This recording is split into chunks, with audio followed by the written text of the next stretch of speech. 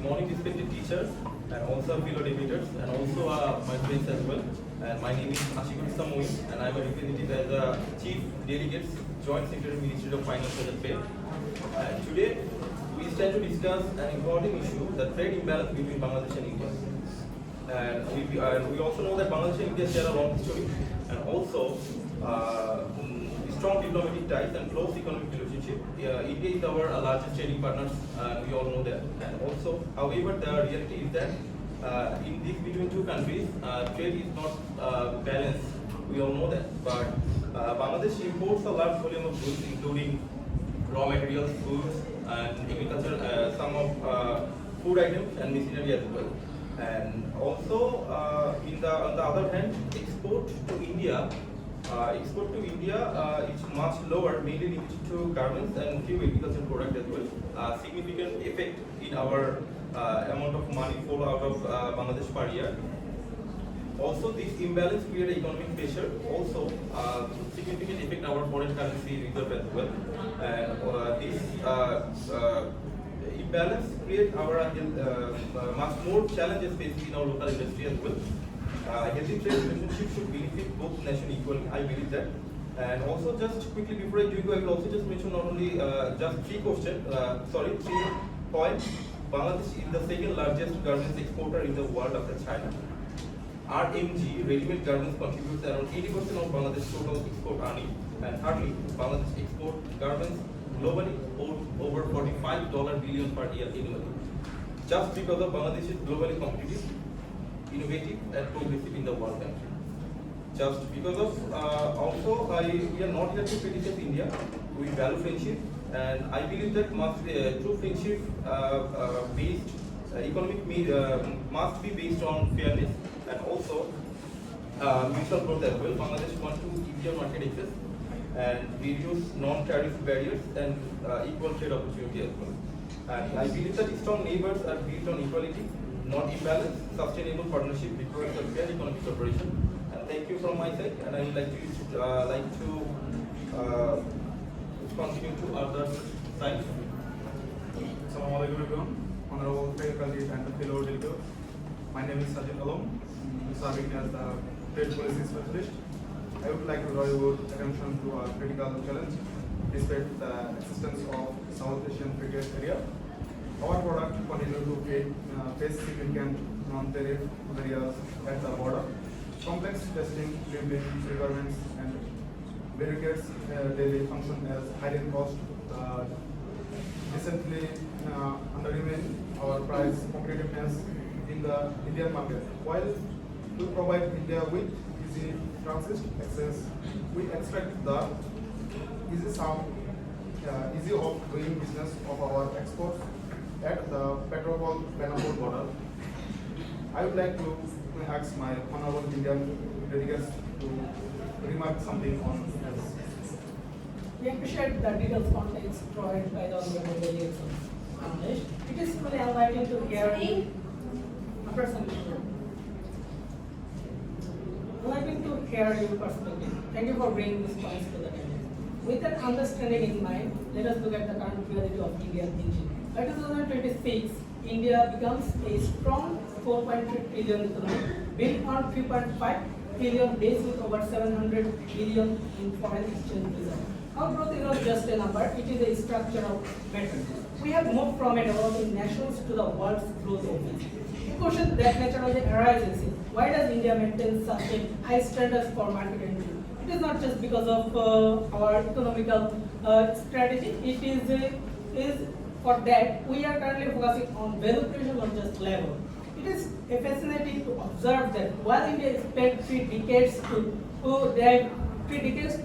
diversify into semiconductors and high-end IT, Bangladesh stayed stuck in just one industry. You created a fake success based on short-term help from fixed limits, and now that is 2026, you are finally failing to keep up with the rest of the world. Also, we hear that Bangladesh wants equal trade, but mathematics doesn't allow equal trade between 3.5 trillion economy and 450 billion economy, unless the smaller one is the more sufficient. But you are not. We don't want a lopsided trade. We want a partner who can keep pace with a 4.3 trillion giant. We are ready to lead, but the question is, are you ready to follow the reform path? Thank you. Okay, thank you very much. I am MD Shahrul Mustaqim from Team Vintage and Work. Today I am as the Chief Negotiator, Joint Secretary, Ministry of Foreign Affairs, People's Republic of Bangladesh. I would like to thank to my opposition delegates, but I also would like to mention that you said about your 4.2 trillion economy, you told about your labor, semiconductor, one-way export-import, but I totally disagree, because you are mentioning that Bangladesh only exports garments or one-oriented sectors. We need to diversify our products if we want to reduce deficit. You mentioned these things, but I would like to mention that, and this is totally clear from our side, that diversification is two-way process. It requires massive investment. If India removes non-tariff barriers that my previous speaker mentioned, we will naturally incentivize our entrepreneurs to innovate and diversify, specifically for the Indian market. I will elaborate furthermore, and now I would like to pass my next member, Mr. Jim, who will discuss on our transit and transshipment issues, and he is our representative of Port Authority Bangladesh. Thank you. Assalamualaikum everyone. My name is Sifal Islam Jim, Honorable Faculty and Fellow Delegates. I am represent Port Authority of Bangladesh. I will discuss connectivity and transit. Bangladesh has provided India with transit and transport facilities through the Chattogram and Mumla port. So economically, India benefit from this agreement. I would like to ask my honorable India delegate to remark something on this. Thank you. My name is MD Nidyasan. We hear your concern and we truly understand that the gravity of this issue from your perspective. It is important that those concerns is voiced, and we thank you for letting us know your position. Now let us look at the mathematical reality that governance volume of India is a 3.5 trillion base, while Bangladesh is at 450 billion in microeconomics. This creates an unavoidable gap in economics of scale. Our farm product is 1.4 billion people, meaning our long run average cost is at a global minimum. You rely on cheap labor, but in 2026, cheap labor is a ability, not a asset. India has moved to industry 4.4 or driven supply chain. Efficiency is the only currency, not a global market except. We invent to our adopt on industry 4.0 blueprint to bridge this gap. Thank you. Okay, thank you very much. But we would like to mention that you said again and again, like some attacking words, that average cost, global minimum, cheap labor, etc. But this is not a criteria of bilateral relationship or bilateral discussion. So I would not carry on this issue. I would like to share my speech to my next member, Mr. Iftekharul Islam. He is our chief strategist in Ministry of Trade, People's Republic of Bangladesh. He is basically RMG and export strategist. He will highlight Bangladesh's strength in garment sector. Thank you. Thank you. Hello, good morning. My name is Iftekharul Imam.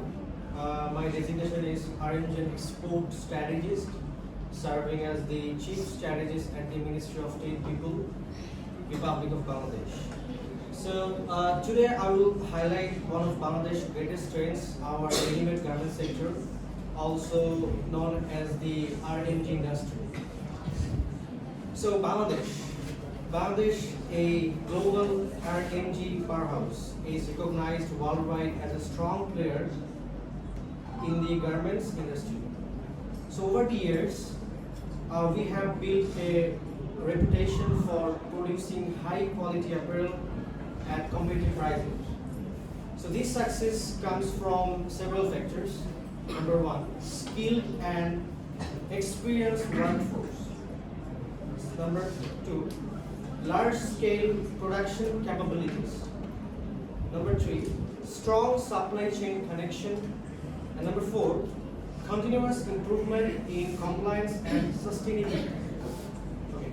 So because of these strengths, Bangladesh has become one of the top garments exporters in the world. Now we can talk about the competitive advantage. So it's one of the concept, because this means that a country focuses on producing goods. It can more be efficiently and at a lower cost compared to others. So Bangladesh comparatively advantage is clear, and in garments we can produce world-class clothing while keeping costs very competitive. So these benefits not only Bangladesh but also international buyers and the consumers as well, who receive quality products at reasonable price. Okay, so now talk about the challenges. However, the international trade is not always simple. In some cases, countries may expose anti-dumping duties or trade restrictions or something related products from Bangladesh. So now I'd like to interfere with our positions to deliver their speech regarding these matters as well. Thank you. My name is Mariana Nega. My position is Chief Advisor. Your point are well noted and respected. We appreciate you bringing this concern to our attention. Thank you for that clarity. In global trade, a deficit often happens because Bangladesh depends on India. India is your main supplier for important goods. Let's talk about vegetables and essential products. When your country has high prices, India helps you. India exports onion, wheat, and other vegetables to control your food prices. This helps make your food affordable. You call it a deficit, we call it food security insurance. We supply food even when its own prices are rising. This helps to keep the region stable. India supplies 45% of your raw cotton. India also provides special dyes and modern machineries for factories. You buy machineries and technology from India. You use your labor to export finished products to Western countries. This is called cooperative advantage. You complain about importing too much from India, but you depend on Indian onions and yarn. You buy raw materials from India and make clothes. Until you become fully independent in production, this trade deficit will continue. It is a part of your economic survival. We do not want you to always depend on us. We want you to help to build your own factories and industry. But until you become fully developed in production, India will continue to support your market from drifting into a supply chain crisis. We are ready to become your partner if you work seriously toward development. Thank you. Thank you very much. We would like to say that you are saying about loans, etc., development partners, but we would like to move from buyer-seller dynamic to strategic partnership. And I would like to ask you, what kind of initiative you can take to make us strategic partnership from deal with us in strategic partnership from the dynamic buyer to seller. Okay.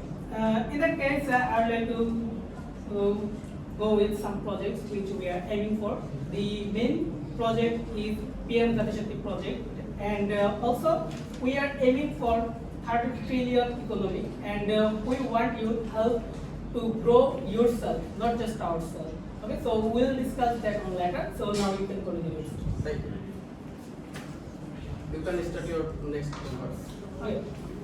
So let me start from my points that we must move away from some misconceptions. Let's look at our seven sisters, which is also a main concern, and how Bangladesh and India is talking about this. Also, Bangladesh thought that India's seven sisters cannot survive without Bangladesh. So it is totally a misconception. Through the PM Gati Shakti project, we have built the Siliguri corridor into a world-class logistics highway and invested over 12 billion in the internal rail and air connectivity. Our Northeast economy is now growing at 9% annually, driven by our own internal tea, oil, and tourism sectors. If we use your ports or roads, it is not our necessity. It is an act of regional charity to provide your fund to transit fees and to stimulate your local service sector. We don't need the corridors, you need the revenue. I am not talking about the criticism, I am just showing the actual reality that how you depends on India. To be practical, the number shows who is helping whom and who is depending whom. India provides 1,160 megawatt of electricity to your grid. As you mentioned about your ready-made garments provides 80% of your GDP or something else. So without this, your revenue, without our electricity, your RNG factories in Kumila and Dhaka would face immediate 20% production drop. We don't need to sell this. We don't need to sell this power to run our economy. We give it to you, maintain your stability. Also, we are opening our Northeast market, a 70 billion sub-economy, to your traders. We have enough internal production to satisfy our seven sisters, but we always allows your goods into help your small business grow.